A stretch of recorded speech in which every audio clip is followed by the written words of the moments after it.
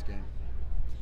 Well, it had a 123 quarterback rating, so when you don't turn it over, you have 123 quarterback rating, you're going to win a lot of games. That's the main thing. And you check the ball down a few times, so progress, definitely. Dirk, I know the priority was to take a little pressure off Jameis by being able to run the football. You guys off to a slow start, but now 5 games into the season, it looked pretty good last week. Well, that was our best, and that was our best game. It was the best team win too. I mean, everybody helped. So on our side of the ball, it starts with the guys up front. We had some injuries.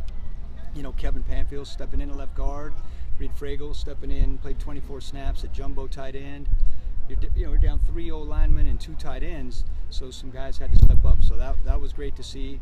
The running backs, obviously, and then we made the plays that we had to make in the passing game. It was a good place to be going into the bye. You surprised a little bit with so many changing pieces on that line, and it's come together as quickly as it has?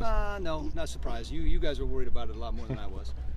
Dirk, Sunday's game, is that kind of a glimpse of what the offense might be the rest of the year? It seems like you went more smash mouth, and as you said, it was probably the most successful the offense has been this year. Yeah. Well, as we've talked in the other times that I've spoken, you get out of your game plan when you get behind early. I mean, so we didn't turn it over 3 times in the first half, so you can actually carry out a game plan. So our game plans will be unique based on the defense that we play that week. It's not always going to be like that, but that there's no secret that's the way Coach Smith would like to see. That's his vision for how we should play, and that might be how we're best built right now.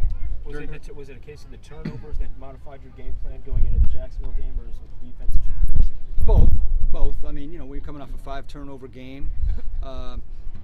First and foremost, we needed to give ourselves a chance to win the game, and we did that. And the more we had success, your team gets confidence going with that way. So, I remain confident that we can win whichever way we have to do it, whether it's running or throwing. But you guys got to remember the object of the game is to win, to get 1 more point than them, no matter how you do it.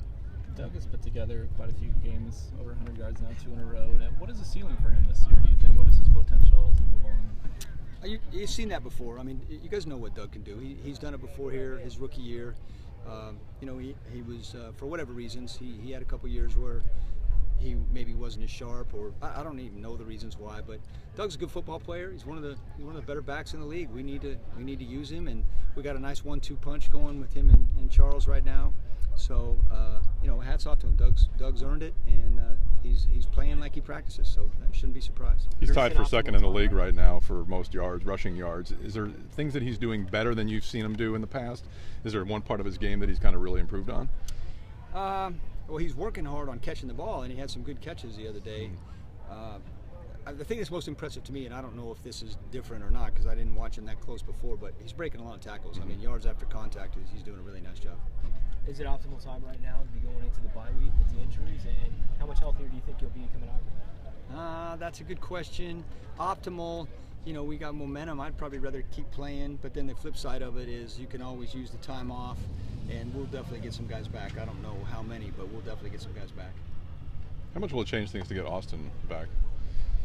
Well, every one of the guys that we have out, we'll take advantage of whoever we can get back. So Austin being one of them. I mean, I look over there sometimes on the bench and see a lot of good players in offensive jerseys sitting over there. So we want to get them all back. The way Joe Hawley's been, or your offense has been playing with Joe Hawley, is it going to be a battle for Evan Smith to get back in the starting lineup? No. Evan's our starter. When he comes back, a player shouldn't lose injury shouldn't lose a starting spot because of injury. We're happy to have Joe, and Joe's going to be a valuable piece, but we'll need them both. Hey, Dirk, when you're going against the scout team, you see Howard Jones on the other side.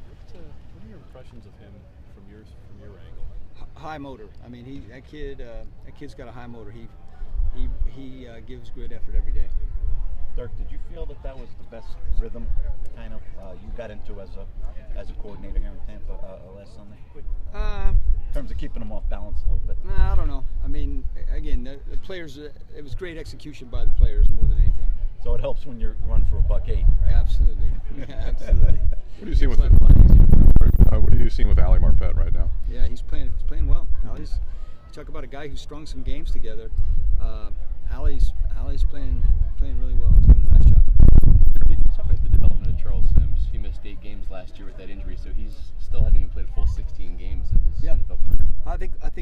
Smith addressed, why he was brought here in his press conference. We when I was with the Falcons, we coached Charles in the Senior Bowl, and we thought really highly of him too. I mean, he's a all-purpose. He's got the speed, he's got hands, he can run routes, you can move him around. We've seen his explosiveness, what he can do with the ball in the open field. So, like I said, we got a nice 1-2 punch going right now. How big was that 3rd and 15 call in the left flat to Charles? Well, that was a screen, and the blocking on that play, Kevin Panfield, Joe Hawley, Lewis Murphy, and Vincent all had beautiful blocks. And then, of course, Chuck turned on the speed. He almost had enough speed to outrun that number 50, but that guy was pretty fast. Okay.